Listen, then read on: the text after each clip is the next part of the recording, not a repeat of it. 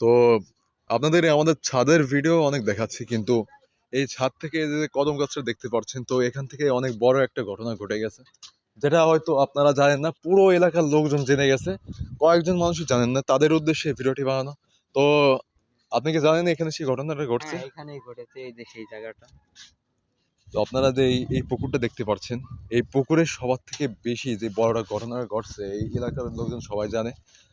তো সেদিনকে কি হয়েছে, তো এইখানে আপনারা এই যে এই পুকুরের এই অংশটাতে মাঝখানের দিকে যে জুম করছে এটা দেখছেন, এইখানে সেদিনকে হঠাৎ করে রাতের বেলা যখন কারেন্ট যেরকম মানে ম্যাগে ঝিলিক দিলে যেরকম একটা শব্দ হয়, সেরকম পুকুরের ভিতরে এরকম বিকট শব্দ হয়েছে।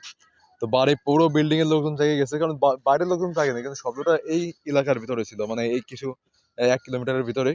তো অনেকে সবাই আসছে, আসার পরে এই জলের ভিতরে দেখা যাচ্ছে আলো 2-3 মিনিট ধরে জ্বলছে, জ্বলার পরে হঠাৎ চারিদিকে সব অন্ধকার হয়ে গেছে, বাতাস হাওয়া হওয়া শুরু হয়ে গেছে, ঠিক আছে।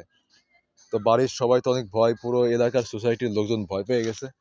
ভয় পেয়ে গিয়ে পরদিন সকালে আমরা ইনকোয়ারি করে দেখি যে এই জলের ভিতরে এমন একটা কিছু ছিল, এমন এক প্রকার শক্তি, যেটা এই ঘটনাটা ঘটাতে বাধ্য করছে।